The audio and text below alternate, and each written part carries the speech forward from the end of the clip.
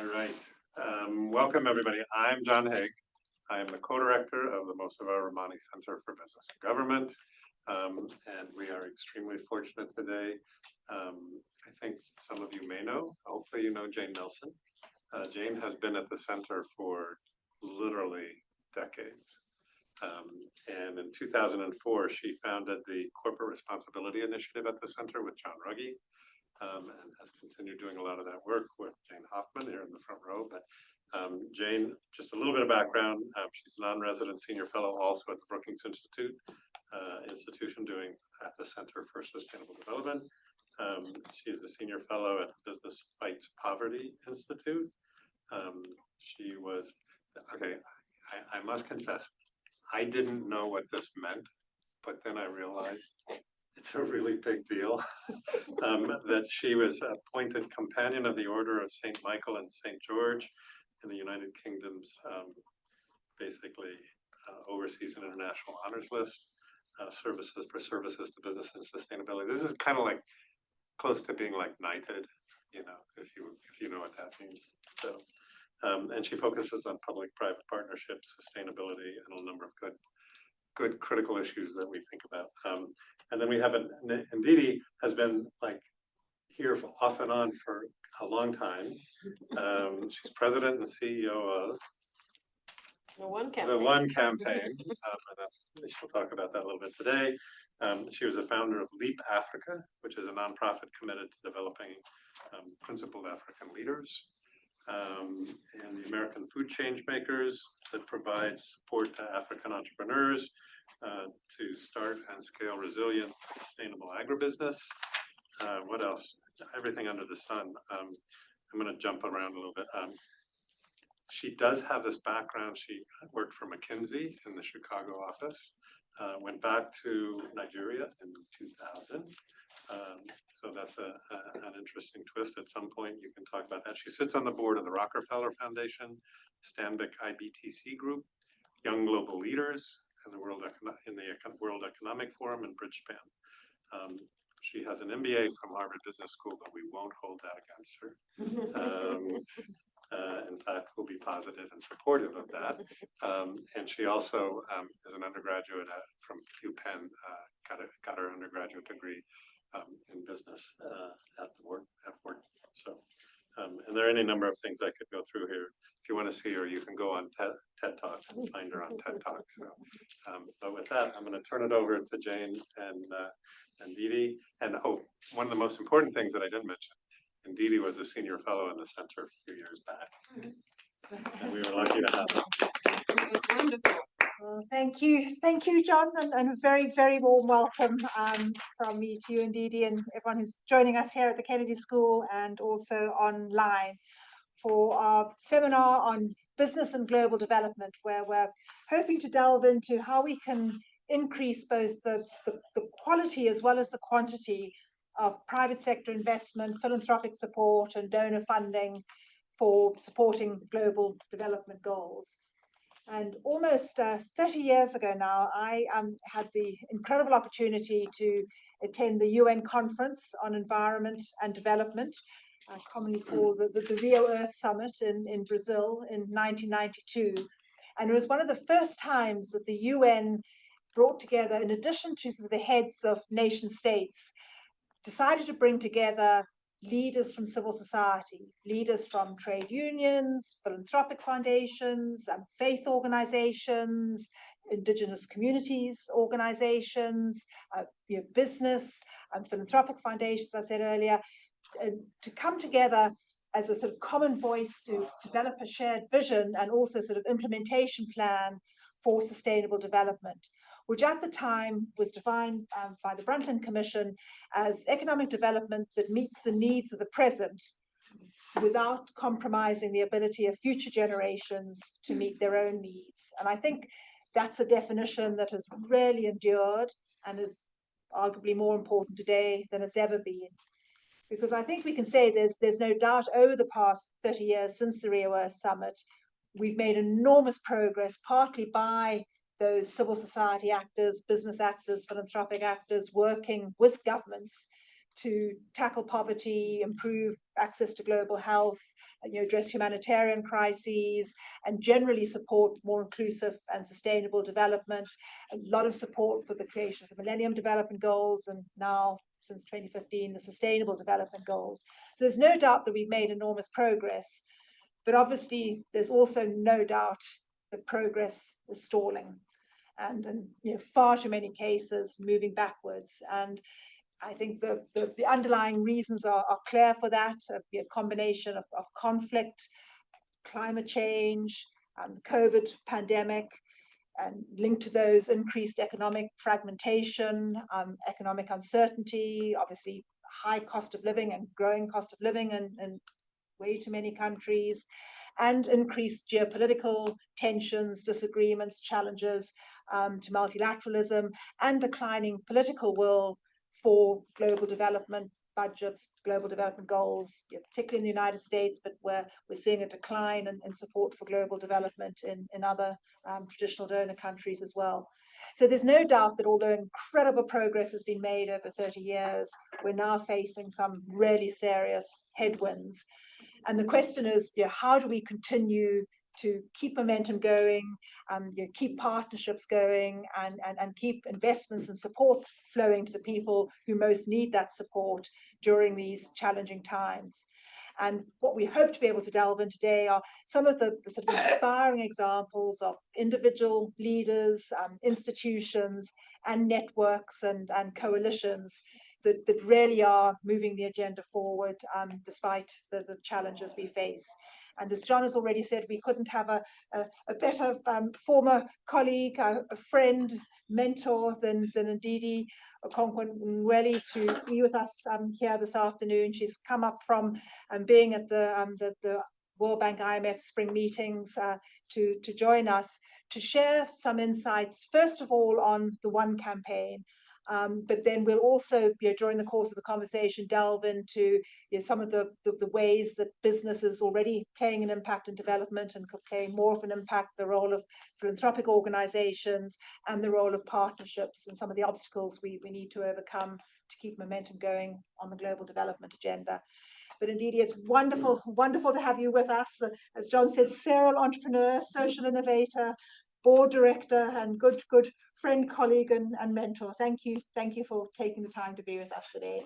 Thank you so much. It's really an honor and privilege, and I am a big fan of the Kennedy School. When I spoke to my husband a few minutes ago and told him I was the Kennedy School, he said, "Your second home."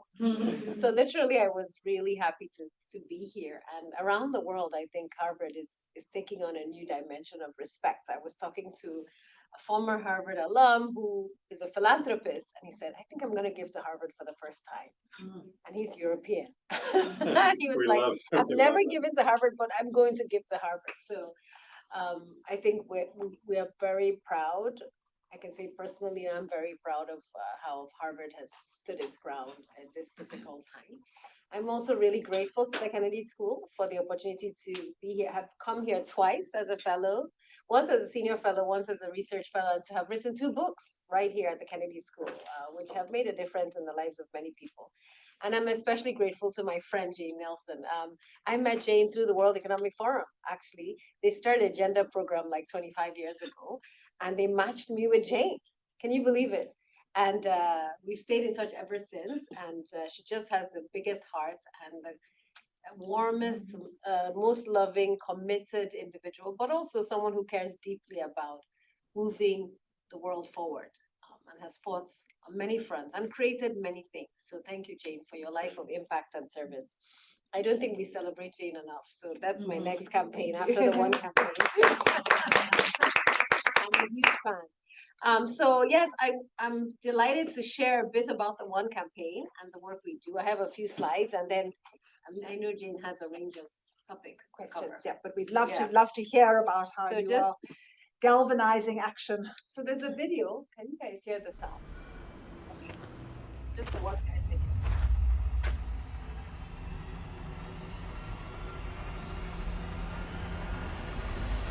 One is fighting for a more just and equal world. We are rebels with a cause, policy analyzers, expert mobilizers, and passionate persuaders. We unite people around the world. To the One campaign, thank you for bringing us together. Reaching across continents from Lagos Stop talking, start acting. to LA When women are not empowered, it creates poverty around the world. and across the aisle. Thank you for your activism. We band together around a common mission, Together, I really do believe that we can make poverty history. putting politics aside. We combine data, Making it accessible to people is a key step in understanding these issues. grassroots activism, political engagement, and creative partnerships. We're so grateful for what One has done. Please join us by signing up to one.org today. To make our voices heard and hold governments accountable. The One Campaign is an amazing organization that's really about advocacy, and they really garner and encourage activism, and it's about justice. They're not like a charity organization. And we're making progress. Extreme poverty has been cut in half, but we won't stop until we finish the job and achieve our vision for a more just world. A world where Africa is an equal player and people across Africa have access to abundant economic opportunities and lead thriving, healthy lives. We must take a stand on this. And we can learn a lot from Africa. Achieving this isn't about charity, it's about justice and equality. So we empower all people to use their voices to build this future. The people's voices are pretty strong. Because none of us are equal until all of us are equal. When we speak as one, our voices are heard. Join us. So we made this video as part of our 20th anniversary, which was last year. One was established by Bono, Irish musician, Bobby Shriver, and Jamie Drummond, at a time when we were facing a debt crisis. Some of you might remember. We were also starting to face an HIV/AIDS epidemic at the time. And they came together with unusual dreams and visions. At first, it was called DATA, Debt, Aid, Trade for Africa, and then they changed the name to One. We've updated the mission and vision to say that we fight for a more just world by demanding the investments needed to create economic opportunity and healthier lives in Africa. And we do this by using data. We've created a great partnership with Google. We have the Data Commons, which is a free, amazing portal, which I recommend. I hope that many Kennedy School students, as they're doing their data portals, will go to a data hub, because what we envision is that we want to be the home for development data in the world. We have teams across the G7 countries who work in government relations, and teams that work with celebrity voices, faith leaders, youth activists, and faith leaders. And what we do with them is really around galvanizing the resources. We believe that there are resources available in the world, and we need to galvanize them and channel them where they're needed the most. Historically, we fought for IDA 21, which is the World Bank concessional financing, or all the IDA replenishments. And IDA is like gives loans to countries at 0 to 2%, and it's channeled to infrastructure investment, energy, etc. Obviously, Gavi and Global Fund have been replenishments we've also fought for, because we believe vaccine access is really important. We push for reforms, and we've been working a lot on the reforms of the Bretton Woods institutions. We believe in representation. We fought for Africa to have a seat at the G20, and for the first time in the history of the G20, South Africa is hosting. That was one of our key campaign issues. We rally different constituencies around new things, and we renew ourselves as an organization. We have teams in the UK, in Berlin, in Paris, in Brussels, Canada, the US, and I sit in the DC office, and we're registered in Nigeria, South Africa, and Senegal. And in terms of some of the policy priorities, I've mentioned some of these already. We fought for debt forgiveness, and we're able to get about $100 billion forgiven in debt. The Pope just passed on, but we're already partnering with this current Pope on the Jubilee year, because 2025 was a Jubilee year, a year of forgiveness. And obviously we can't fight for debt forgiveness the same way we did before, but we're looking at debt for climate swaps, debt for healthcare worker swaps, debt for education, etc. I mentioned data.one.org, which I encourage all of you to check out, which is really a phenomenal data portal. And last year, we saw that giving and ODA was at a 50-year low, and health giving was at a 13-year low. And actually, the data we released at the World Health Forum was used by Bill Gates in his speech, and by the head of the Africa CDC, because we're already seeing signs even before the Trump administration of the declines in ODA. And then we also obviously fight for hard-end funding. What we argue is that we actually are able to get the checks. One of the co-founders, Bobby Schreiber, told me, we get the checks. If you give us $1, we can get 100 million, and we're able to use that money to change lives. And together, since our history, we've actually been able to raise about $1 trillion for different causes. And we have fought for health. And I just want to talk about some of the fights that we're facing today, because I know that we're going to talk about that. But before that, PEPFAR was one of the most successful investments that we believe we made. We fought for the creation of PEPFAR under the Bush administration. It was actually a bipartisan, very successful intervention. We're able to generate about 100 billion to fight HIV/AIDS and 26 million lives. Now, of course, in the beginning, it costs actually $10,000 to treat someone who had HIV. Today, it costs $40. And in the beginning, African governments were not able to cover those costs. In most countries now, African governments pay up to 80% of the cost of HIV/AIDS treatment. So it's important to understand that we're already on that pathway to sustainability, and the myth that it's a black hole and Africa just gets this money and it's wasted is actually really false. And I know that that's being put in the public domain, and it's important to show that. Now, we're at an inflection point, and with the flattening of USAID, with the drastic cuts from the US, but also from UK, Belgium, France, we're seeing it across the board. We see that we're in an inflection point. And when you look at some of the data, the real-time data, 30 African countries are currently facing debt distress, which means they're having to choose between paying for healthcare and paying back their debt. And actually more money is flowing out of Africa to repay debts than is actually coming in. But then we have a challenge, because as we see, we're the only continent that still has external dependency for healthcare financing. And this is a fight I've taken on under my leadership, is to say this cannot continue. We should never be exposed. In fact, some African youth have come out to say, why should it be that if a country turns off the hose, that we talk about children dying on the streets? It's unacceptable. Where is our own leadership? What are our governments doing? And we're also a continent where we have the largest out-of-pocket expenditure. The most vulnerable pay for their healthcare.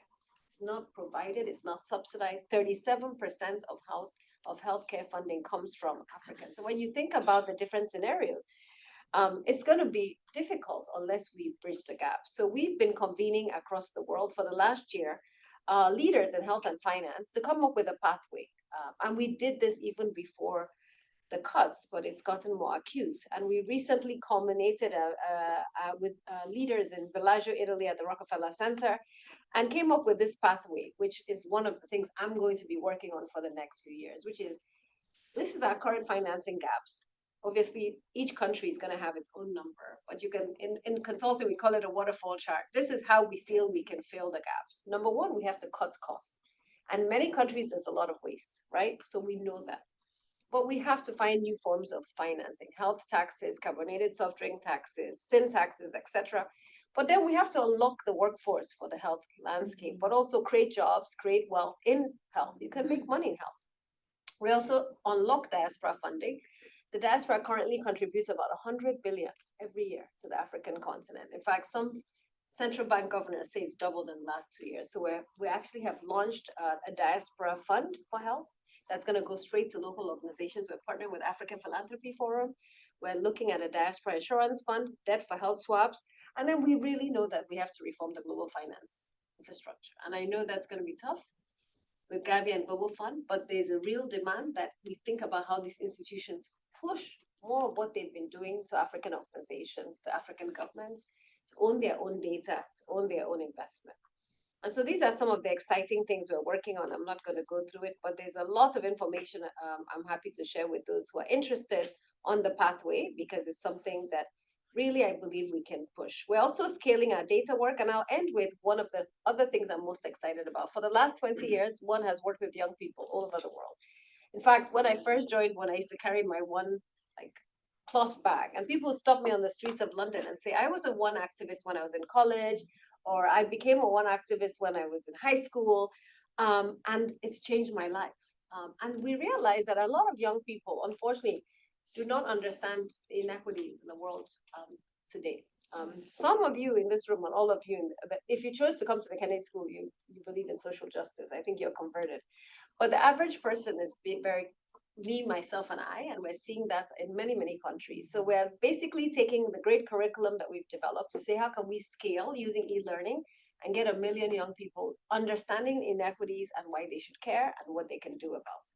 So that's basically what we're working on through the One Academy, and would love to partner with you on that.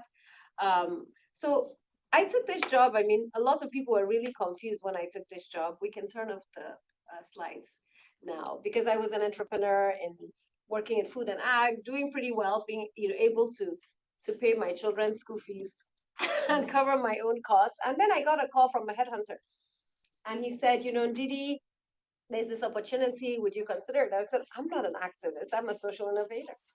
Like, why would I want to take on this type of work? This is tough work. And then he convinced me. I said, basically, you've been doing all this work in Africa. Now it's time to change narratives globally. And I really found the more I interacted, and Jane knows I came here and talked about changing narratives and food. And I realized there was so much ignorance about the work we're already doing on the African continent, the paths we're already taking and the progress we're making. And so this was an opportunity to really build bridges, but fight in different places for this new narrative shift. So that's why I took the job, and I'm happy to be here. I'm back at the Kennedy School. Great. And I think it's such a wonderful example, Ndidi, of sort of 4 key, sort of critical, sort of almost pillars coming together. So first of all, data. And taking a sort of data-driven, science-based approach, and even more at a time where science and data are challenged, we realize that yes, one's got to have the data, and it's got to be rigorous data and evidence-based, science-based. But then secondly, the innovative sort of communications channels that you're using to communicate not just the data, but the stories behind the data. And then thirdly, all the work you're doing on innovative financing and sort of using the data and the stories to mobilize finance, but then bring public finance, philanthropic finance, business finance, commercial finance together in innovative ways, and then wrapping all of that, the sort of the data, the communication, storytelling, the financial innovation, and wrapping all of that around with advocacy and challenging, but in very sort of constructive, engaged ways, governments to do things differently. So I think one in many ways sort of epitomizes, if we think what we need to do to promote global development and increase sort of inclusion and sustainability. I think the data and the data-driven approach that one has with the creative storytelling, the innovative financing, and the advocacy is a really interesting model and way forward. And I know we have at least one other person in the audience here today who spent time in Oxfam. I think Oxfam has done a good job on that as well. But having said that, I think one of the big gaps is between all the work that the One campaign is doing, organizations like Oxfam, CARE, former international finance organizations, and the business community. And I'd be interested in your views in sort of 2 things. First of all, what role do you see business playing in development, both domestic companies and foreign companies? And what more do we need to do to get the business community involved beyond just traditional corporate social responsibility? Yeah, so it's interesting. Yesterday at the dinner I mentioned we co-hosted, the question was, what is the role of private sector? And everybody's saying, well, there's no money in government anyway. With the ODA cuts, we need the private sector to work. And then private sector was saying, well, we can't do it all. So I believe what we learned at the business school many, many years ago at the Kennedy School is that we need all 3 sectors working in alignment. Now, what's the role of the private sector first? In Africa, we need the private sector to grow, create jobs, and create wealth, right? And that is the source of the engine of growth. Now, in many countries in Africa, we have micro and small medium enterprises that are 99%, in some countries 97%, and they need to scale. The economies of scale are critical. You can't have mom and pop businesses that are able to provide health insurance, pension, and really invest in their communities. And the great book that you co-authored recently on the role of business in shaping the SDGs, demonstrates the importance of the scaling. And I contributed a chapter thanks to Jane Brookins. We've been putting a plug for the book that we did with Brookins. Yes. World's Profit. World's Profit. And it really, for me, was a very profound opportunity to reflect on the role of private sector in achieving the SDGs. Now, we're facing a unique challenge on the African continent, which is one of the campaign issues we've taken to the G20, which is the cost of capital. So African businesses and African governments pay too much for debt. Most businesses scale with financing. Debt is part of it, right? But if you're paying a risk premium that is unfair, there's no way you can achieve success. So African countries pay 500% more than their counterparts in other parts of the world, linked to a risk premium. And this risk premium, it says, you know, it's too risky. I'll lose the money. So let's charge them enough so that I will not, and let's have hedges around currency risk. And for me, it's really unfair. And I think the messaging is part of it and the data is part of it. But I'll give two examples. Africa No Filter, I don't know how many of you have seen the study that basically looked at the cost of negative reporting about elections in Africa and valued it at 4.9 billion. Wow. Just the cost of negative elections. And in fact, Ruto joked about this and said a coup in Mali affects the credit rating in Kenya. Mm-hmm. But how come a coup in Venezuela does not affect the credit rating in the United States? Like, why do we see this continent and assume that, you know, Mali and Kenya share borders? They don't. But that is the ignorance, right? That we have 54 very diverse, very complex countries, and that you shouldn't punish one country because another country had a coup or has a low-grade war. And that reporting, the role of the media, the role of data, the role of credit rating agencies, the role of Africans themselves in telling positive stories, but the role of our partners all over the world. And I'll give two examples. Peter Henry, some of you might know, is now a professor at Stanford. He works with Hoover. He used to be the dean at NYU.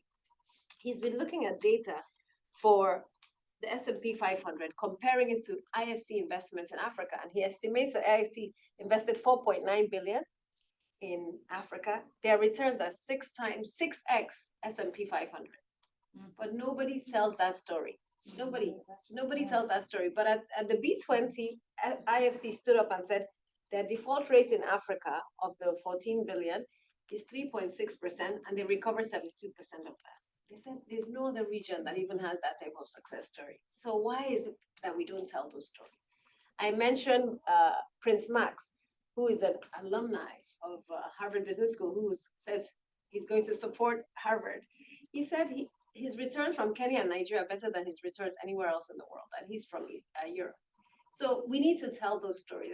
I told him, I said, Prince Max, I want to quote you. So this year, one campaign in all our G7 countries, on Africa Day, we're having exhibitions in the Rotondo, in the Senate, in the Parliament, in the UK, where we're showing the return of on investment on investing in Africa. That's my campaign, because I'm so upset that this narrative that Africa is a black hole, it's too risky, it's too expensive, nobody makes money, that's what has prevented us from having access to affordable financing. So that somebody who is investing in, giving you private equity says, I want a 21% return on investment, and it has to be dollar denominated. Where else in the world do you get that type of return? So for me, that is a big campaign that we've taken on, because the private sector cannot grow in Africa if we don't have access to affordable financing. And it also means that we on the continent have to unlock our own pension funds, our own investment in our own countries, right? While we wait for the rest of the world to get the message. So I think we also have homework to do with cost of capital. And what role do you think, you mentioned sort of credit rating agencies, I guess they're very important sort of institutional structures that act almost as the plumbing of the global financial system, and credit rating agencies would definitely be part of that. Are there opportunities to sort of do a targeted focus on credit rating agencies, getting sort of some of the largest banks coming together to support this narrative? We've been talking to some of them, and guess the African Union decided to create its own rating agency, which unfortunately you can't create your own rating agency. That's not how the world works. Please don't quote me. I was even at the lunch. But the point is, we have to be clear that data is critical. We have to produce our own data, right? So some of these S&P 500 Moody's, they have one office in Cape Town for their whole Africa. Like they don't have the data coming, and sometimes the data is 2 years old, right? By the time it gets to them. So we have to do a better job of producing our own data. It has to be credible. It has to be published, and our local research institutions, think tanks, and media also have a role to play in not only producing the data, publishing it, and elevating through the right channels. I also think we have to call out bad behavior where we see it, and I've just used the example of a war in one country affects, or economic failure, or currency devaluation in one country affects the other. The other thing I've pushed for is that we might want to do sectorial ratings, not just country ratings. So if you can look at the tech sector in West Africa, for example, or energy sector in East Africa, do you understand? Then that allows you to look at a sector specific rating as opposed to a country specific rating. I think there's quite a bit we can do, and at the One Campaign, we want to partner with many of us who care about this, because for me, this is critical for the private sector to really grow in Africa. Well, thank you for that. And then can you share a little bit more of your sort of view on small and medium and micro enterprise? Because as you say, I think it's often forgotten, particularly when we talk about corporate responsibility, we talk about the big multinational companies and the brands like, Coca-Cola and Visa and MasterCard, all of which play a key role. But as you were saying earlier, 90% of the jobs, the revenue, the taxes often come from smaller businesses. Can you say a bit more about what we should be doing to support small business development and what larger companies can do to support small businesses? So in the food sector, I mean, we believe that 80% of the food that's eaten in Africa is produced by small and medium-sized enterprises, farmers, the processors, the logistics providers, the middlemen and women. And that's why I created African Food Change Makers.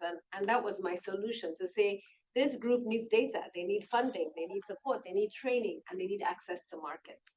And how can we enable them to scale using technology? And that was the vision. And I think, can you say a little bit more about African Food Change Makers? So African Food Change Makers is a free portal. I hope all of you have visited the website, afchub.org. It's one of the organizations I created.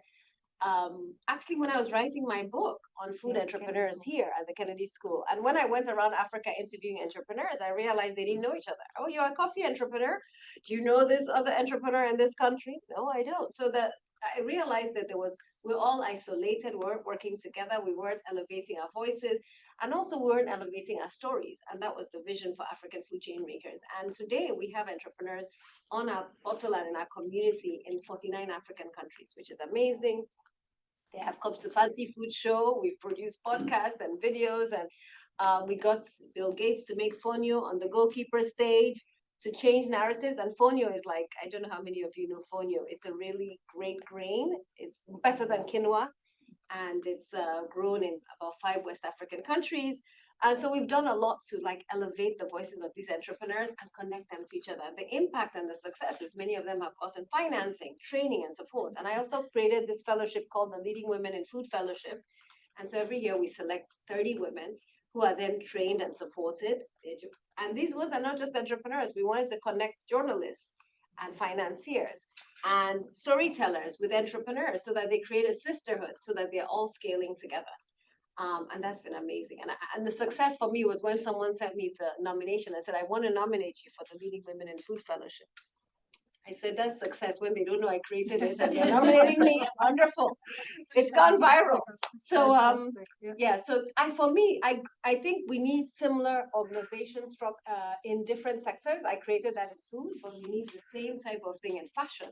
I mean, African fashion has taken off. Nigerian fashion has taken on unprecedented ways. My daughter is going to be graduating from high school in Nigeria, and she was telling me, I think I want to make my graduation prom dress in Nigeria. I don't think I can find anything like that in the US. I mean, that mindset shift, we used to come to the US to shop. Now she's like, I don't think you've seen the latest fashion in Nigeria. There was just a wedding this last weekend. My nieces, I'm sure you know about this wedding because it was explosive. A Tanzanian guy married a Nigerian influencer, celebrity influencer. She's 24 years old. So they actually wore 10 outfits.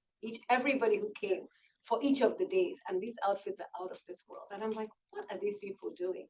And to think that the tailors did it within 24 hours. And there's actually a remittance provider who told me that his #1 request, and people use his remittance like money transfer for wedding dresses in Nigeria. So like people in the UK and US are now making their wedding dresses in Nigeria. And I was like, pretty amazing. So I'm saying we need similar ecosystem support organizations in fashion and in film, because we have so many small and medium-sized enterprises. Many of these designers are, have 5 or 6 employees, at the most 10. And yet the quality of their work rivals some of the best designers in the world. How do we elevate their voices? And guess what? Some of them charge now in dollars, and some of them charge exorbitant amounts of money, but their work is phenomenal. So I think that the opportunity in the creative sector is amazing. The one where we haven't cracked is critical minerals, and I want to start doing a lot more work in critical minerals. We've seen how the geopolitics is shaping the critical minerals sector. You know this more than ever before, given your board seats. But I've watched the bilateral relationship between the US and DRC, and it concerns me.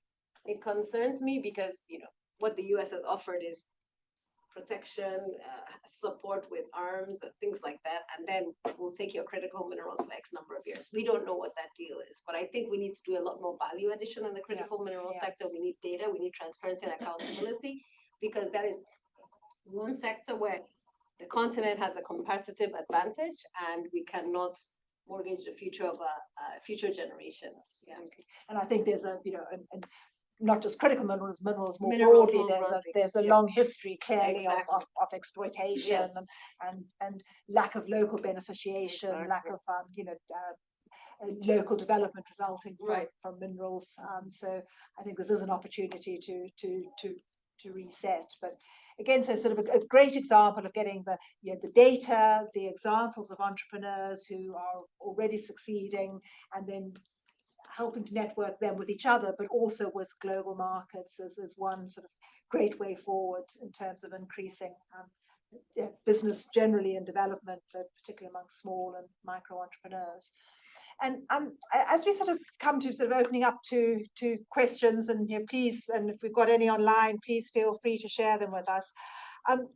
Ndidi, can you share a few reflections on your personal journey on leadership? If we think of the sort of different levels of leadership we absolutely need collective leadership, coalitions, public-private partnerships.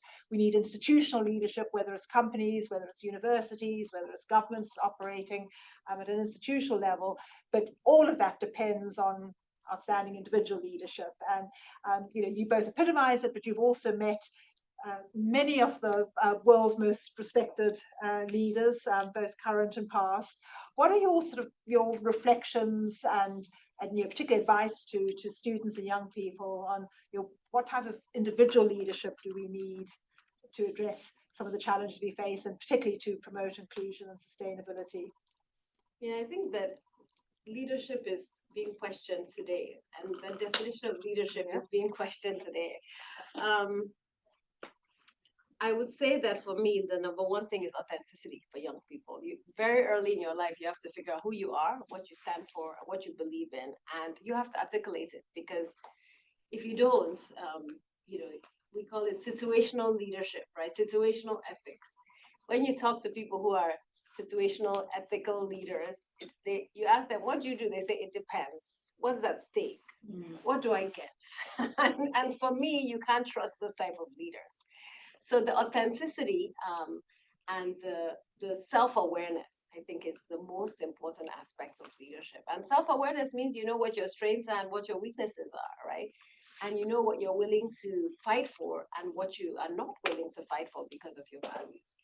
And I think for me, that was probably the biggest gift that my mother gave all of us. So I have my nieces here and my nephew. I'm very proud of them, and they all two have Harvard connections, and they're all doing great work. But when we think about all of us, the 5 of us, we're all working in our destiny, meaning we're doing exactly what we're born to do. And that's a very rare gift, but it's literally exposing you to what my mother did was expose us to different things, then help us, guide us in figuring out what we were born to do, but also giving us confidence that we could do it authentically. You know what I mean? And so for me, that's a gift. I hope I can give my children. I'm trying my best. It's not easy. But I think for me, that realization that it's a really tough world and every single day we're challenged. Our values are challenged, our identity is challenged, our sense of self and worth is challenged. And it's so easy to say, I'm not good enough, I don't belong. And I turned 50 a few weeks ago. And even at 50, I'm recognizing that you could be challenged every single day about who you are, what you stand for, what you believe in. And more than ever before, we're being questioned, and we're questioning because of the new forms of leadership that we see. And in when I started Leap Africa, I was 28. And at that time, I had a term, like leadership is an act. And I actually learned here from the Kennedy School, I think it was Leadership on the Line. There was a program. Ronnie Heifetz. Yes. I came, that was my first executive program here. I was probably like 26 years old when I came, and I was in a class with much older people. I was the youngest in the class. In fact, I stopped coming to class because it became this Ron Heifetz process was very complex. Is he still here? He's still here and it's still complex. So do you know what happens in the class? He leaves the class. Does he still do that? Yes. And people start fighting, like physically, people start crying. It's the most unusual thing. And what he's trying to basically show is, who is a leader? And there was the first person who cried was the former CEO of the Los Angeles Times. And he cried. He said, like, when I left this post, like, nobody called me. Like, I devoted my whole life to the Los Angeles Times, and now I don't have this job, and I'm nobody. And it was a wake up. It was good for me to hear that at 26, because I was like, my gosh, I never want to be so tied to something that if I don't have it, I lose a sense of self and worth. You know what I mean? So while I felt the class was a mess, there were a few things I learned and actually influenced how I then ended up putting that into leadership at Leap and how we thought. But what I took away was leadership is an act, not a position. And that you only have a limited time in a position to either define your leadership and prove that you're a leader or prove that you're not. And so I used to distinguish at Leap between a leader, a ruler, a manager, a mentor, a role model. And there's a difference between a ruler and a leader. And I think in the world today, we have a lot of rulers, but not a lot of leaders. And I don't want to be a ruler, I want to be a leader. And I don't want to be someone who's tied to such identity with a position, but more to a cause and to values that represent me. And I hope that I can pass that on to others.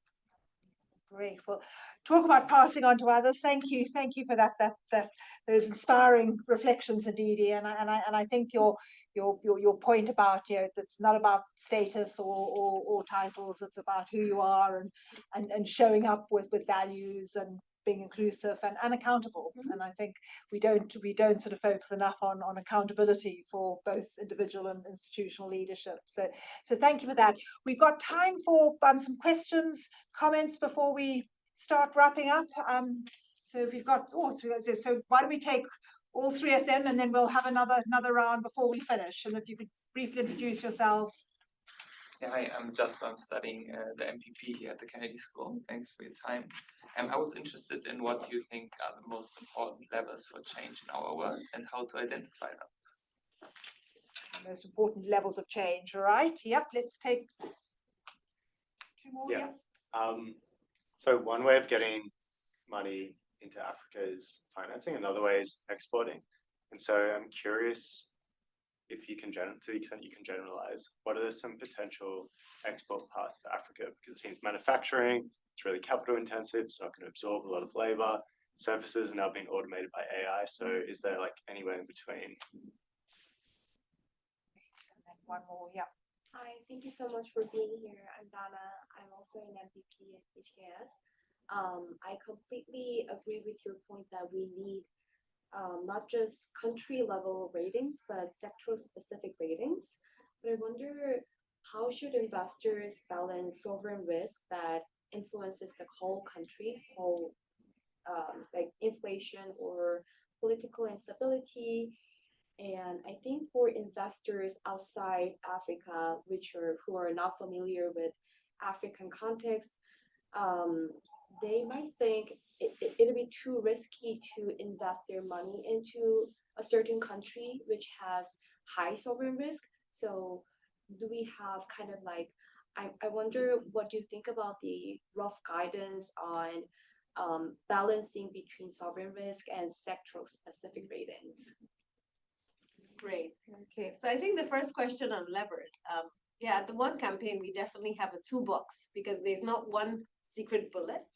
And so we're using a combination of the data, right? And the data actually, which country are you from originally? Germany. Germany. So we have a very strong team in Germany.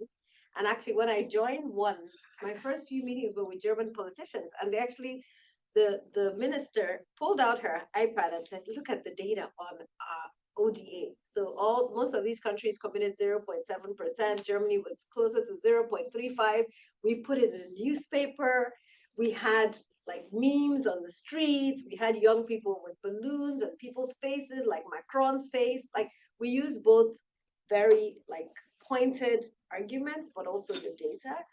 We also used celebrity and youth voices. In Europe, celebrity voices are not as relevant as youth voices, and politicians do care that their constituency holds them accountable. And our youth champions in Europe are amazing. So we've deployed them as well. In the US, for example, we've mapped all the senators and where their faith leaders are. Their faith leaders are part of our faith leaders network. I prayed with them when we had a Hill Day.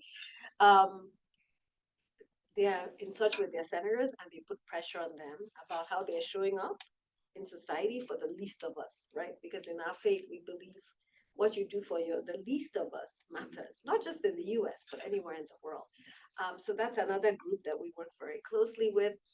And then we also use pressure from other leaders.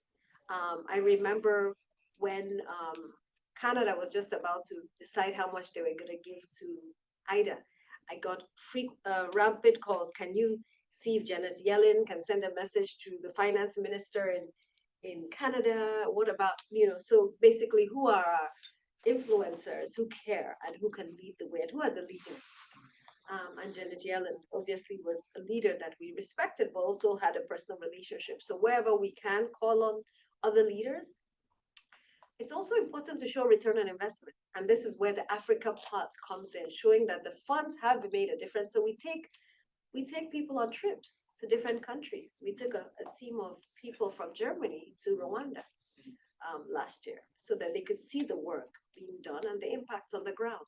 The trips have been mind-blowing because it's oftentimes you sit in one place and you conjure in your mind what that country is about. And when you go and see it, they're human beings, right? Sometimes their streets are cleaner than the streets in your neighborhood. You know what I mean? They're hardworking. It just breaks down a lot of the stereotypes and the myths. And so trips have been very, very valuable. And so I say it's a toolbox, and I could go on and on and on to say it's really about leveraging the right tool at the right time with the right pressure point, and that wisdom to know what to do at every point is really, really tricky. It's amazing when it works because it's just like, wow, how did this happen? And it's getting harder now more than ever before because some of these individuals and some of these institutions are changing every single day. Like we've been waiting for EOs. I mentioned the executive orders that are supposed to be coming out. It was supposed to come out on Earth Day. They told me 5 p.m. We have our press release ready to go. We have our tweets, and you know what I mean? We have to like literally be ready at any time. And with these current changes in administration, every single day is unpredictable. So I say I'm humble in that we don't have all the answers, but we're working towards being more creative, and we're always open to learning. So if you have ideas for what will work better, Germany is still one of our most progressive markets. And I'll give you one final example. I was at the Munich Security Conference this year. We had launched a campaign that had $103 bills. So I actually went to Munich with $103 bills, and I was giving it to people on stages. And what was this? $1 invested today saves you $103 in defense spending. And the truth is, we're saying we're cutting development to put more in defense, not realizing that actually we should be putting more to create jobs, create wealth, so that people don't have to fight. In many countries, why are people picking up arms? It's not just because a dictator told them. Many of them are unemployed, right? They feel left behind. They feel shortchanged, and that's why there's conflicts. Not all, but most conflicts are driven by that. If people are happy and they have jobs and they can feed their families, you can't convince them to go and pick up a gun. Yeah. So that was our campaign at Munich, and it was very powerful. So trade is a huge opportunity, especially now. In fact, we just have written an op-ed because the Canadian elections are coming. Hopefully my op-ed will be out tomorrow about why Canada should look to Africa as the next great trading partner, as opposed to some of its traditional trading partners that have closed their doors. And we believe that, there are huge opportunities for inter-Africa trade with the Africa Continental Free Trade Area. We only still have about 16% of the trade amongst ourselves. And then we have to deepen trade across, but it has to be trade in value-added products. The challenge that we've had historically is that we've traded commodities and imported finished products. And that's why we're mortgaging the future of our children, because the value creation around food, around critical minerals, around the creative industries is huge. And a new sector I'm really excited about, and I presented a bit about our health plan, is the workforce for the future. We believe that we can create the health workforce for the future. 1 out of every 4 people in the world will be African by 2050, right? The greatest workforce are going to be Africans. And now we already estimate that the number of Nigerian doctors in the NHS, at the day that Nigerian doctors say they are not going to work, the UK health system will shut down, right? The same with nurses. But we're not being compensated, right, for all those people who were trained. Only Germany is compensating Kenya for the number of healthcare workers who are coming to Germany. The UK used to give a little stipend to say, okay, you were trained in Nigeria, you're a nurse, we'll pay you.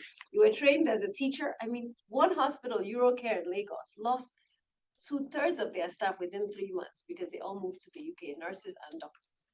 And nobody compensated the Nigerian educational system for training them, right? So that's what we want to look at is, can we produce, using AI, using technology, the workforce for the future so that we're producing healthcare workers for the world? And it's a good thing, right? If they leave, they send back money home. We don't mind, but we have to have enough enough doctors and nurses in our countries, but enough for the world. So that's for me a huge opportunity. And we can talk more about that if you're interested. And then this one about sovereign, and I think it's really important that we understand the risks. I'll tell a story. I have one of my favorite staff. I told her, apply to the Kennedy School. You're a superstar. She said she's too scared to come to America, that people, they get shot on the streets every day. What has she been watching? Hollywood, right? Literally, she opened her mouth and said, I said, what? I went to the school, nobody got shot. So, I can't come to America. People get shot every day on the streets. Now, is that the reality every day? Actually, once I came here and there was a shooting in Harvard Square. And I told her, I had a good laugh. I said, can you imagine this? I told her, I said, this is like 1 out of a million, right? Because I was actually at the Kennedy School when there was a shooter. It was very rare. But that's the image, right? The same image that we have that, what the media portrays of our neighborhoods, of our continent is clear. So for me, the sovereign risk is unfair because most of that risk is not rooted in real data, and it's not rooted in the reality. So that's one of the things we're challenging with the cost of capital.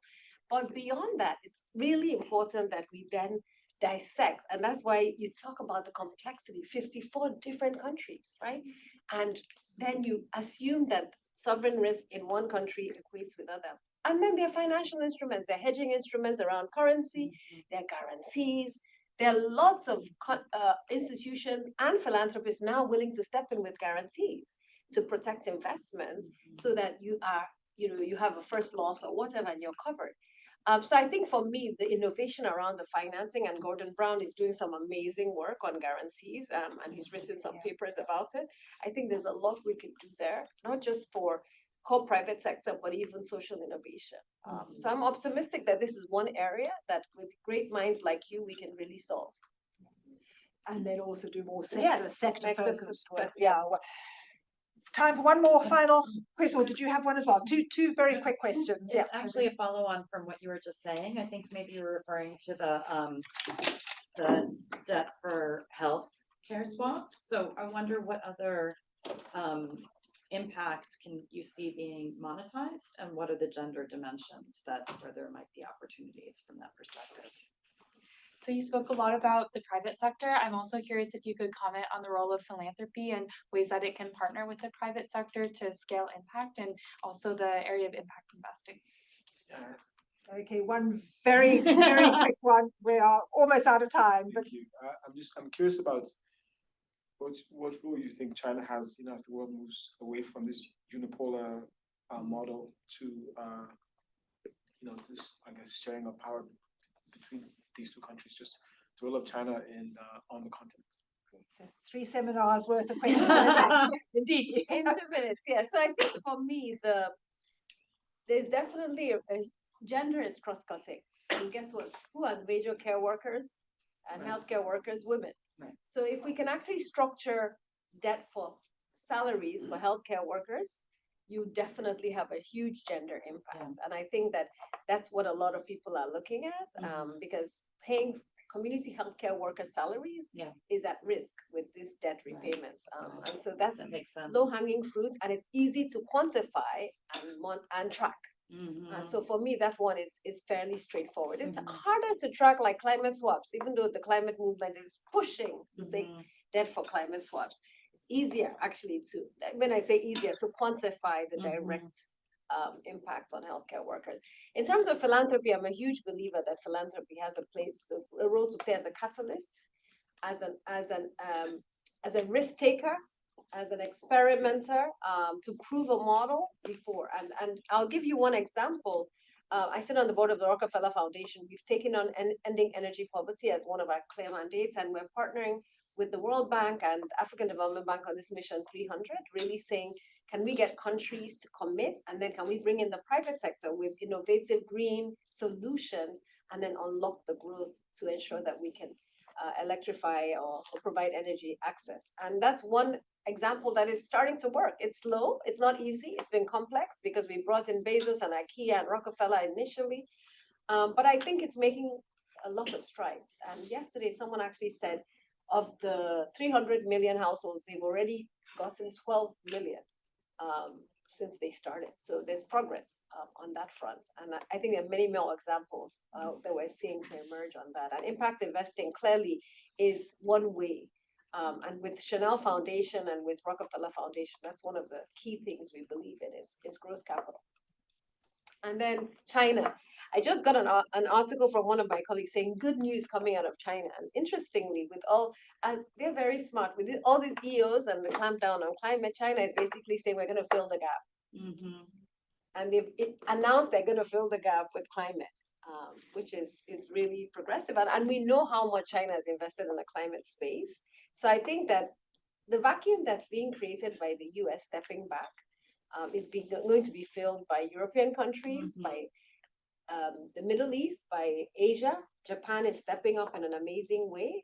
I think our challenge as Africa is to define our own development model and set the stage for how people invest, as opposed to letting them lead. And I think the risk we take if we don't have a clear pathway is that we actually do get into some very strange entanglements that are not mutually beneficial. And so that's my concern and my call out to African leaders at this time. No, thank you.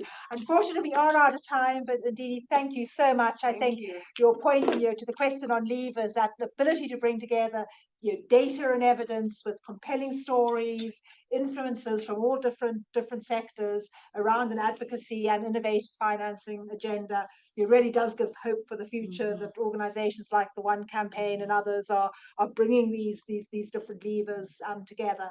But as we sort of said at the outset, it requires sort of what I would call interactive leadership or coalition building between different sectors, between different countries, between different backgrounds.